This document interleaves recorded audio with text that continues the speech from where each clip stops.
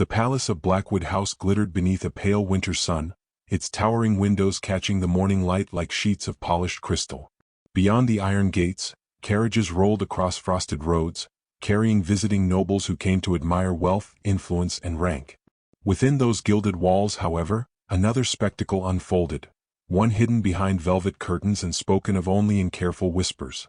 Lady Eleanor Blackwood stood before a tall mirror in her chambers, her hands resting protectively upon the gentle curve of her pregnant belly.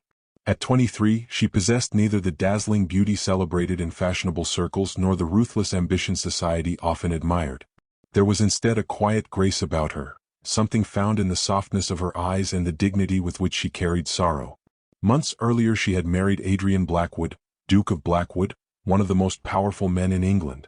Many believed she had been astonishingly fortunate. Others believed she had trapped him. The truth mattered little to those who delighted in gossip. As Eleanor gazed through the window toward the distant gardens silvered with frost, she thought not of society but of her husband. Adrian had been absent for weeks, traveling across northern estates to settle matters of land and industry. His letters arrived regularly, always courteous, always thoughtful, yet never enough to silence the loneliness that settled over the enormous palace after sunset. A knock sounded at the door. "Her Grace requests your presence downstairs," said the maid quietly. Eleanor already knew which Grace the servant meant. The Dowager Duchess Beatrice Blackwood. Even after marriage, Eleanor struggled to think of the woman as family. She descended through vast corridors lined with ancestral portraits. Painted dukes and duchesses stared down from gilded frames as though judging every step she took. The palace seemed determined to remind her that generations of power had existed long before her arrival and would continue long after. The Dowager Duchess waited in the main laundry hall. The sight alone startled Eleanor. Rows of servants stood silently beside steaming copper tubs. Fresh linens overflowed from wicker baskets. The scent of soap mixed with damp air, creating an atmosphere entirely unlike the elegant drawing rooms above. Beatrice stood at the center of it all, dressed in burgundy silk embroidered with gold thread. Every jewel she wore seemed chosen to emphasize authority rather than beauty. "You are late," she said sharply. "I arrived as soon as I received your message." "Excuses are unbecoming." Eleanor lowered her eyes. Years of gentle upbringing had taught her that some battles could not be won through confrontation. Beatrice gestured toward the overflowing baskets. "These linens require sorting and washing." Eleanor blinked. "Your Grace." "You heard me." A silence spread through the room. Several servants shifted uncomfortably. "My physician advised moderation," Eleanor said carefully. "The child is due within weeks." "The child," Beatrice replied coldly, "is precisely why your presence remains useful." The word struck harder than a slap. Eleanor felt dozens of eyes upon her. Beatrice approached until only inches separated them. "You entered this family with little fortune and fewer connections. Do not mistake marriage for elevation beyond your usefulness." The dowager's gaze dropped briefly toward Eleanor's stomach. "You are here for work in the air. Nothing more." The servants stared at the floor. No one dared intervene. For a moment Eleanor felt the humiliation like fire beneath her skin. She wanted to protest. She wanted to demand respect. Yet years of restraint held her silent. Very quietly she said, "As you wish, Your Grace." Something resembling satisfaction crossed Beatrice's face. The work began. Hour after hour Eleanor stood beside the wash tubs. Her back ached. Her swollen feet protested every movement. Steam dampened loose strands of dark hair that escaped her modest arrangement. The child shifted frequently as though sensing her discomfort. Still she continued.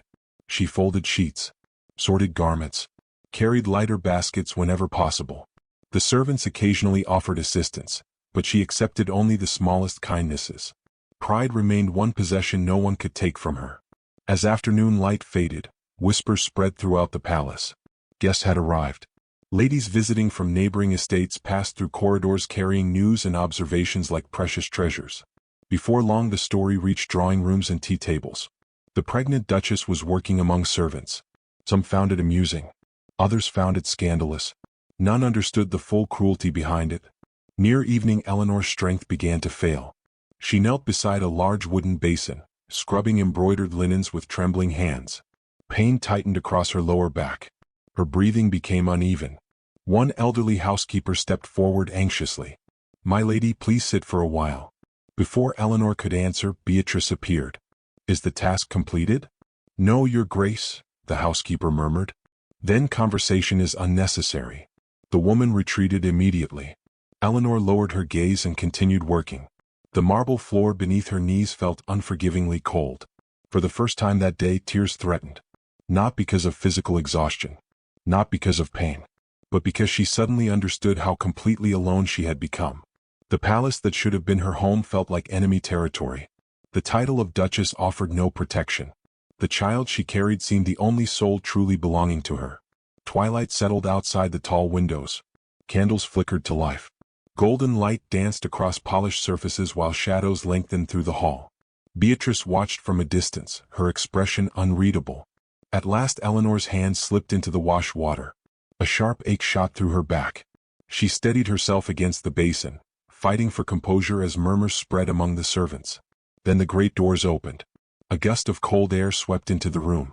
Footsteps echoed across marble. No announcement followed. No servant spoke. One by one, faces turned toward the entrance.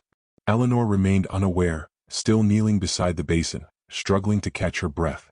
But the color drained from Beatrice's face. Standing in the doorway, his traveling coat dusted with snow and his eyes dark with disbelief, was Adrian Blackwood. The Duke had returned, and he had seen everything. The silence that followed Adrian Blackwood's arrival seemed to swallow the entire laundry hall. No servant moved. No voice dared disturb the heavy stillness that descended upon the room. Even the crackling fire beneath the copper boilers appeared subdued beneath the force of the Duke's presence. Eleanor slowly lifted her head. For one suspended heartbeat, husband and wife simply looked at one another. The exhaustion in her eyes struck Adrian harder than any accusation could have. Her cheeks were pale from strain. Damp curls clung to her temples. The elegant dignity she always carried remained intact. Yet beneath it he could see unmistakable fatigue. Then his gaze shifted. He saw the wash basin, the piles of linens, the reddened skin upon her hands, and finally he saw his mother. The Dowager Duchess stood unnaturally rigid, as though uncertain whether to speak or retreat. "Adrian," she said at last. The Duke did not answer immediately. Snow melted from his coat onto the marble floor while his dark eyes surveyed every detail before him. The silence itself became a judgment. Only then did he step forward. A servant hurried to take his gloves. Another reached for his coat. Neither gesture earned acknowledgement. His attention remained fixed upon Eleanor. "My lady," he said quietly. The tenderness in those two words startled everyone present, including Eleanor. She rose carefully, hiding a brief wince as pain traveled through her back. "You have returned sooner than expected." "I see that I have." His gaze lingered upon her trembling hands. A shadow crossed his expression. Not anger alone. Something deeper. Something dangerously close to guilt. Before either could speak further, Beatrice moved forward. "You must be tired from your journey," she said. "Come upstairs. We shall dine together." At last Adrian looked directly at her. The Dowager Duchess had spent decades commanding rooms with a glance. Yet under her son's scrutiny, even she appeared momentarily uneasy. "I shall join you later," he replied. The dismissal was polite. It was also unmistakable. Beatrice's jaw tightened. Without another word, she turned and departed, her silk skirts whispering sharply across the marble floor. Only after she vanished did the room begin breathing again. Eleanor lowered her gaze. "Please do not concern yourself, your grace. The matter is insignificant." Several servants exchanged startled glances. Insignificant. The word sounded almost painful. Adrian studied her carefully. "You believe this insignificant?" She hesitated. "I believe peace within a family is often worth a personal discomfort." The answer lingered between them. A lesser man might have accepted it. Adrian did not. That evening, Blackwood House glowed beneath hundreds of candles. Golden light spilled through crystal chandeliers and reflected against polished mirrors. Music drifted faintly from distant drawing rooms where guests gathered for supper. Yet the Duke remained absent. Instead of joining society, he quietly moved through servant corridors rarely seen by noble eyes. He asked questions. Not loudly. Not publicly. But thoroughly. The elderly housekeeper spoke first. Then the laundry staff. Then footmen. Then maids. Each offered fragments of truth. By the time midnight approached, Adrian possessed a picture he wished he had never seen. For months Eleanor had endured humiliation without complaint. She had been denied authority within her own household. Corrected before servants. excluded from decisions, assigned duties unsuitable for her condition. Yet whenever questioned, she defended the family. Whenever insulted, she remained courteous. Whenever wounded, she concealed the injury. The more Adrian learned, the heavier the burden upon his conscience became. Because he had not seen. Because he had not asked. Because she had suffered while carrying his child beneath the roof that should have protected her. Near midnight he entered the west garden alone. Winter roses climbed stone arches dusted with frost. Their pale blossoms seemed impossibly delicate against the cold darkness. He stood there for a long time, thinking, remembering, regretting. The following morning, Eleanor awoke expecting another difficult day. Instead, she discovered a polished mahogany box resting upon the small table beside her bed. Confusion stirred immediately. She had not left it there. Neither had her maid. Slowly she opened the lid. Inside lay a bouquet of winter roses. Fresh, fragrant, perfectly arranged. Beneath them rested a sapphire necklace whose deep blue stones caught the morning light like fragments of a midnight sky.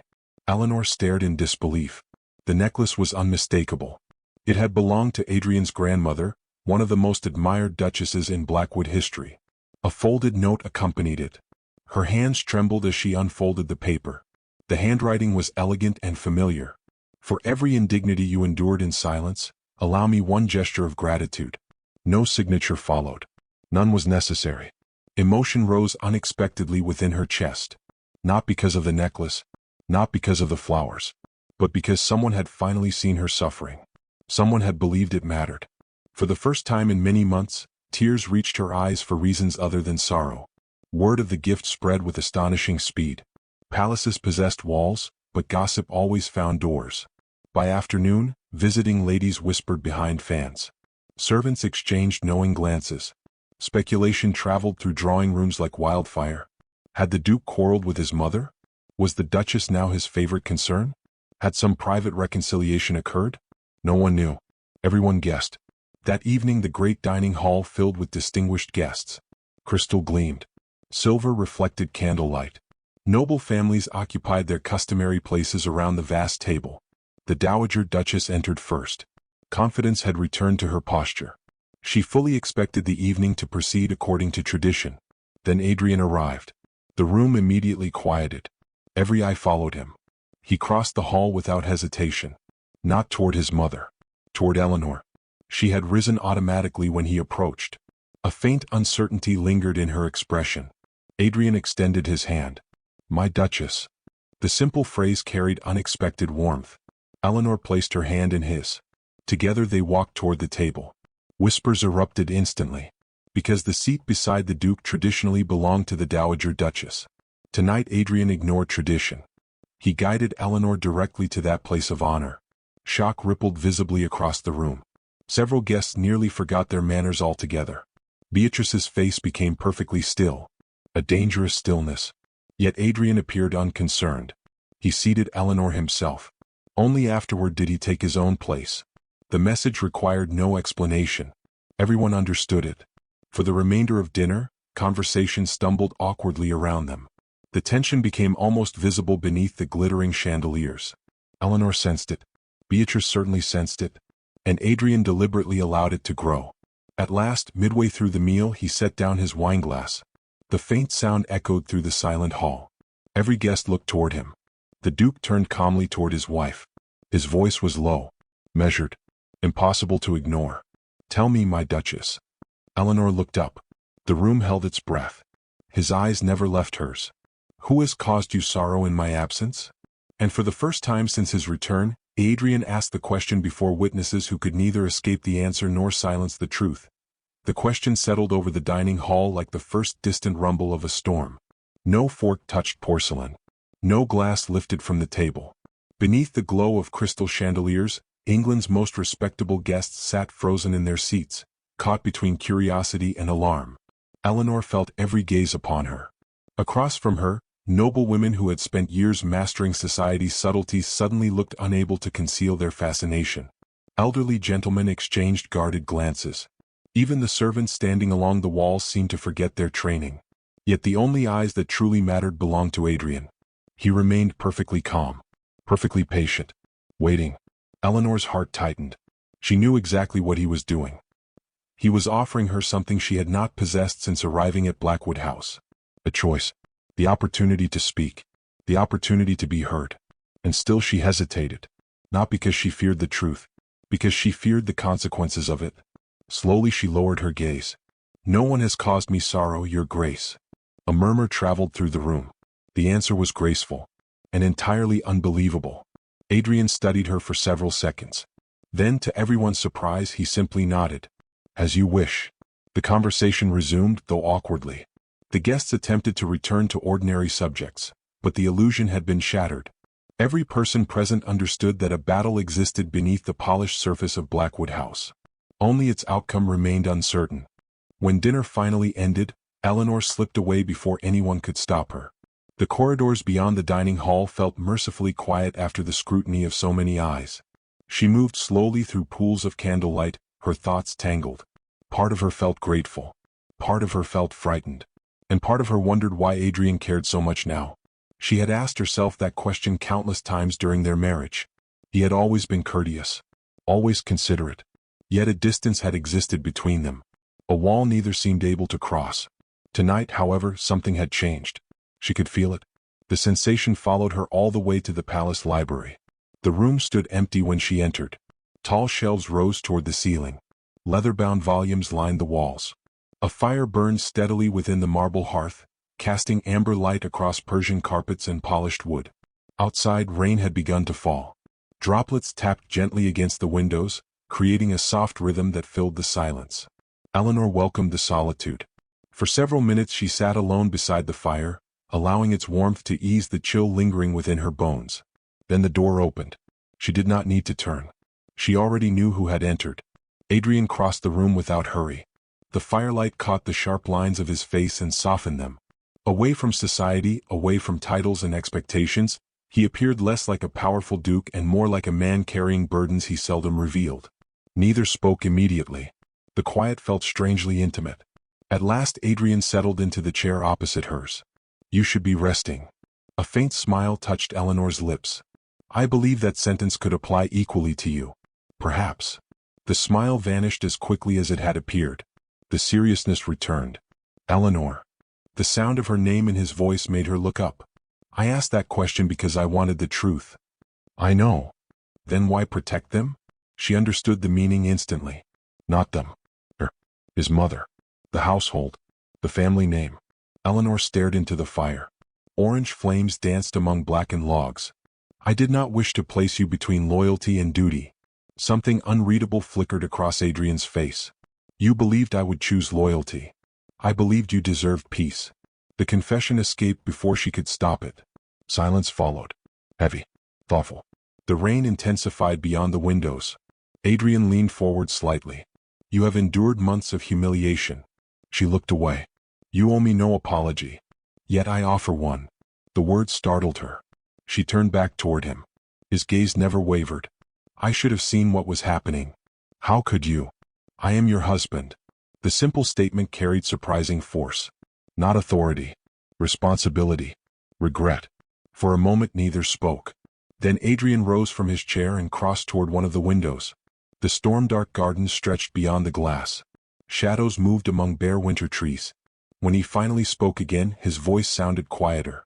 "Do you know why I married you?" The question caught her completely unprepared. She blinked. "I assumed it was a practical arrangement." A faint, humorless laugh escaped him. Practical. The single word sounded almost painful. Eleanor frowned. What other explanation could there be? Adrian remained silent for several moments. The fire crackled softly behind them. Rain traced silver paths down the glass. Then very slowly he turned toward her. His expression had changed. The carefully controlled mask he wore before the world seemed to be slipping away. "I first saw you 6 years ago." Confusion crossed Eleanor's face. 6 years. At a charity ball in London. Memory stirred faintly. Hundreds of guests. Music. Candles. Laughter. Nothing extraordinary. Certainly nothing she believed a duke would remember. Yet Adrian continued. There was a young lord attempting to impress a group of ladies. A hint of amusement entered his eyes. He mocked a servant carrying wine. Recognition flashed through Eleanor. She remembered. The servant had been elderly. The young lord had been cruel. Without thinking, she had defended the man. The incident had seemed insignificant. Adrian clearly disagreed. Everyone laughed, he said softly. Except you. Eleanor remained silent. You challenged him. He was behaving disgracefully. Indeed. Something warm entered Adrian's expression. The remarkable part was that you did not care who witnessed it. The memory felt distant, almost unreal. Yet Adrian spoke of it as though it had happened yesterday. I saw you again after that, he continued. Several times. Shock spread across Eleanor's features. You never approached me. No. Why? His answer came immediately. Because I was already in danger. The words hung between them. The fire seemed suddenly louder. The room suddenly smaller. Eleanor's pulse quickened. Adrian stepped closer. Not enough to touch her. Enough to erase the distance. When our marriage was proposed, everyone believed I was doing my family a favor. His gaze locked onto hers. They were mistaken. Emotion darkened his voice. The restraint he had carried for years finally began to fracture. You believe I rescued you, Eleanor? The room seemed to hold its breath. His next words landed directly upon her heart. The truth is far more selfish. Outside, thunder rolled across the night. Inside, the firelight trembled against ancient shelves. And Adrian Blackwood looked at his wife with a tenderness he could no longer conceal. I married the only woman I could never forget. Unseen beyond the library door, another figure stood motionless in the shadows. The Dowager Duchess had heard enough to understand everything, and fury was already beginning to burn behind her eyes.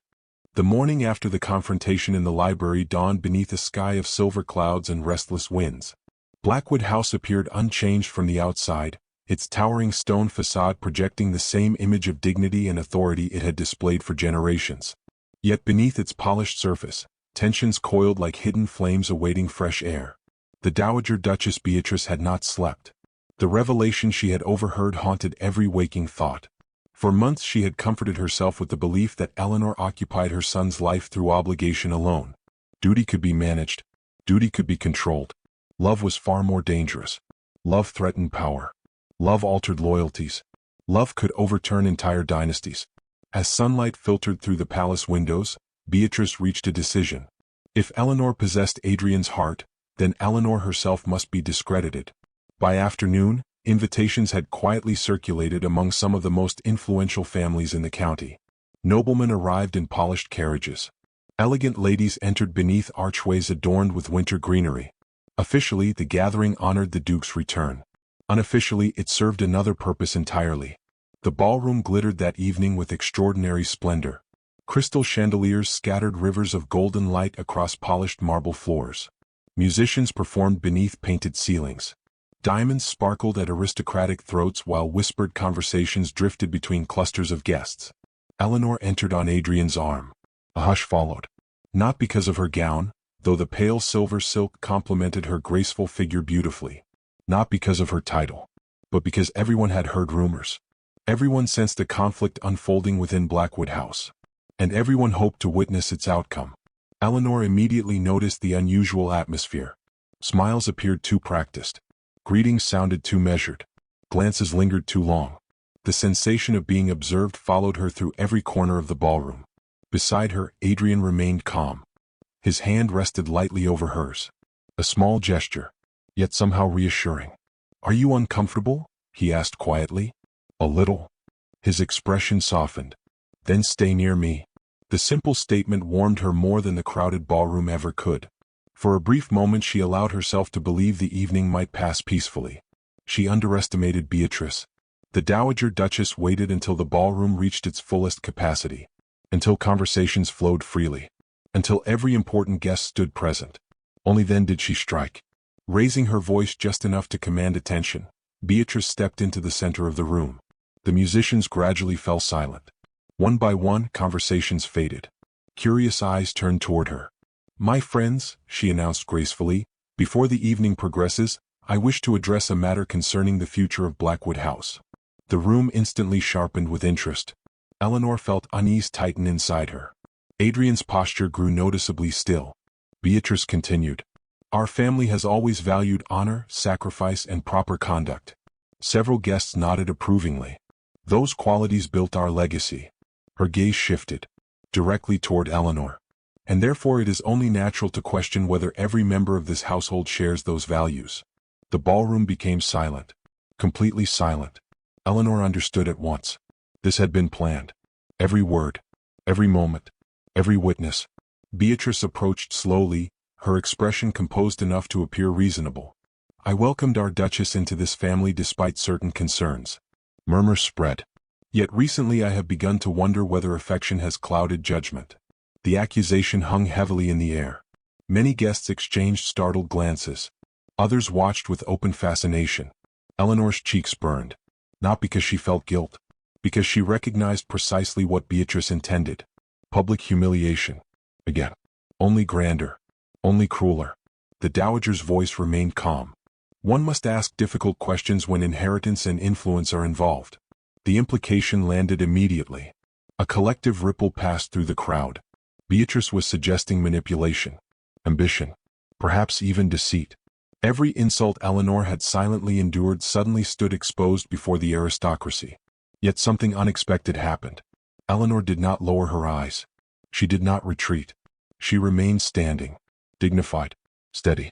And for the first time, Adrian saw not merely her kindness but the extraordinary strength beneath it.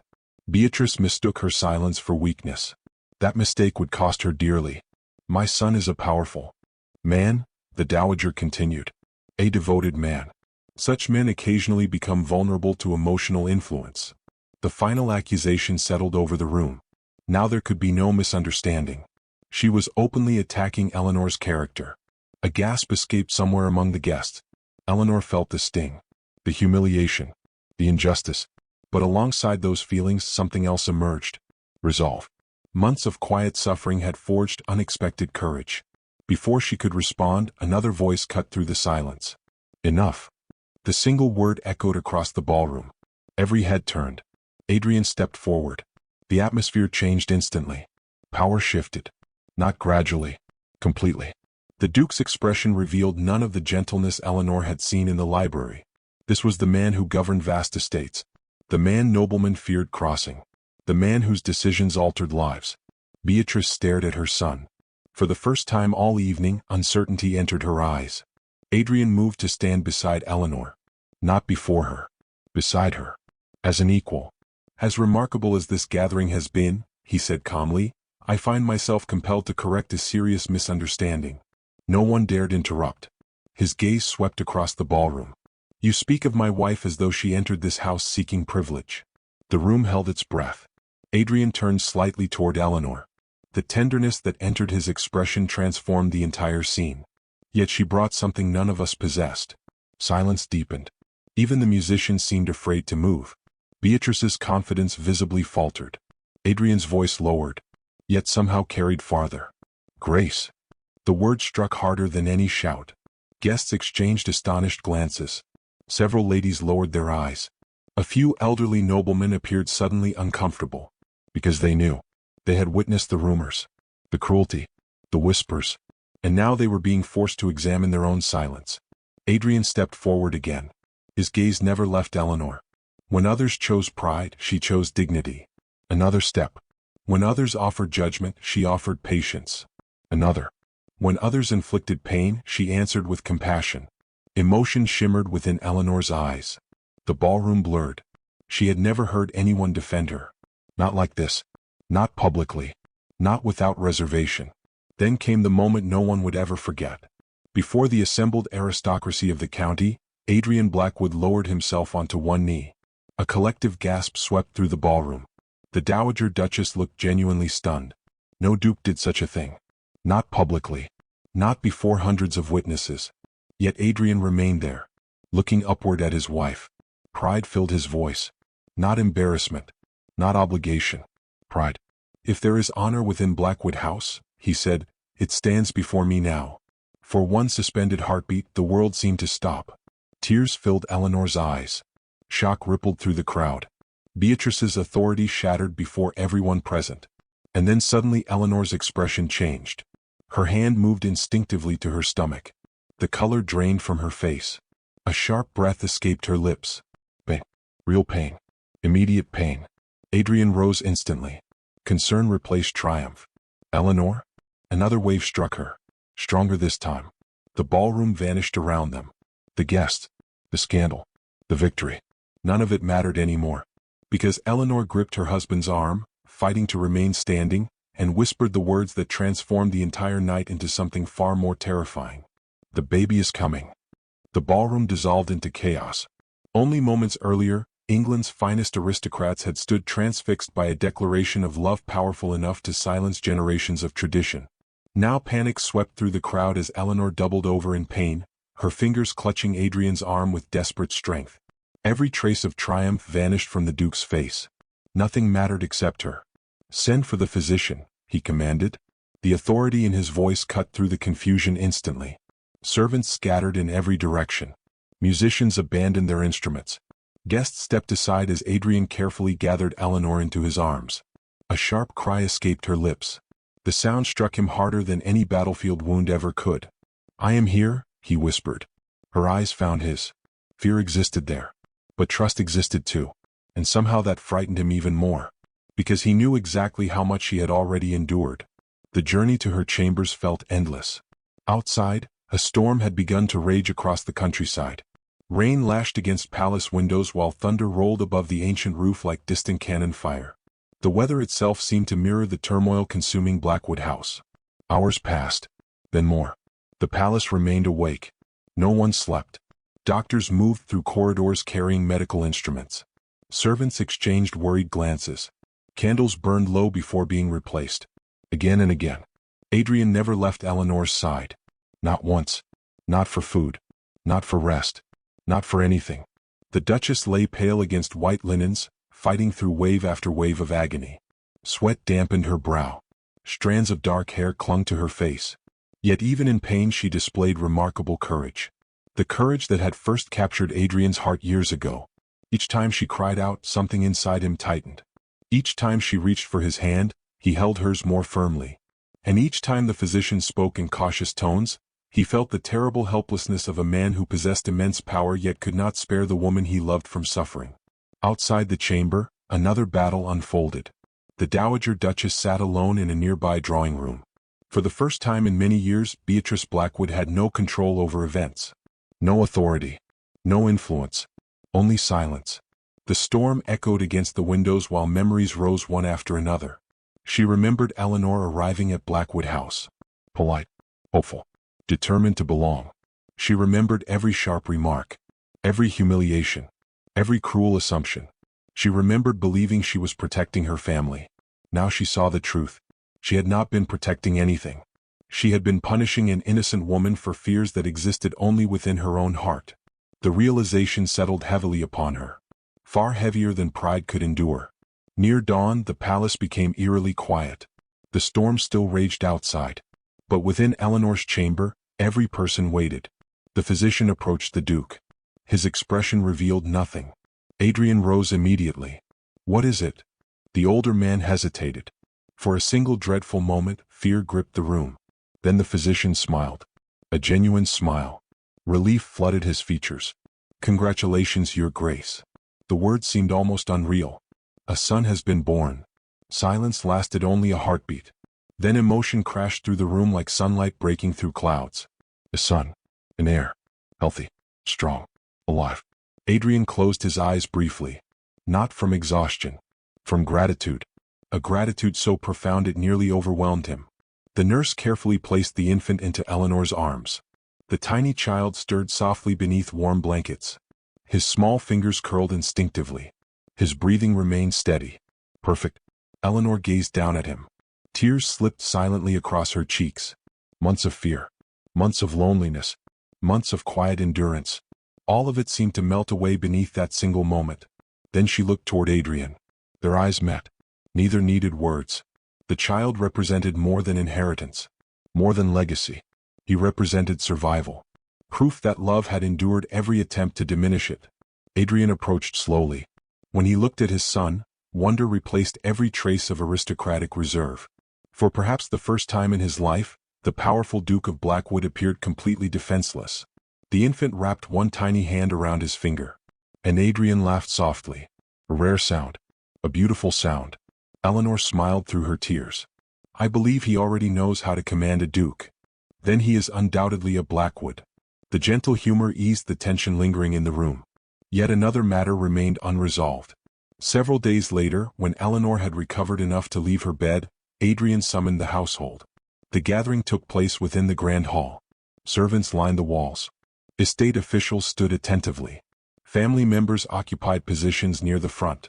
The atmosphere carried unusual gravity. Everyone sensed something important was about to occur. Eleanor entered carrying her son. Adrian walked beside her. The image alone seemed symbolic. Not a duke leading his wife. A husband standing with her. At the far end of the hall stood Beatrice. She appeared older than she had only days earlier. Not physically, emotionally. As though regret had aged her spirit. Adrian addressed the room. His voice remained calm, measured, absolute. For generations, Blackwood House has stood upon principles of duty and honor. The hall fell silent. Those principles have not always been upheld. No one misunderstood his meaning. The statement hung heavily in the air. Adrian continued. Effective immediately, all authority regarding the management of this household shall belong to Her Grace, the Duchess of Blackwood. Shock spread visibly among several guests. Others nodded in approval. The declaration carried enormous significance. It was not merely administrative. It was symbolic, public, permanent. Adrian then turned toward Eleanor. Pride illuminated his expression. She has earned every respect this title deserves. Emotion filled Eleanor's eyes. For the first time since her marriage, Blackwood House truly felt like home. Then something even more unexpected happened. The Dowager Duchess stepped forward. Gasps rippled through the hall. Beatrice stopped before Eleanor. The room waited. No one breathed. No one moved. The proud woman who had spent a lifetime commanding others lowered her head. "I have wronged you." The words emerged quietly. Yet their impact shook the room. Eleanor stared in astonishment. Beatrice swallowed hard. "I judged you before I knew you." Pain flickered across her features. "I mistook kindness for weakness and dignity for ambition." Her gaze shifted briefly toward the infant. Then back to Eleanor. "You deserved a mother." Her voice faltered. "Instead, I became your enemy." Silence followed. Raw, honest, uncomfortable, and entirely real. For several moments, Eleanor simply looked at her. Months earlier she might have dreamed of hearing such words. Now that they had finally arrived, she discovered something surprising. She felt no triumph, only peace. Slowly she extended her hand. Tears filled Beatrice's eyes.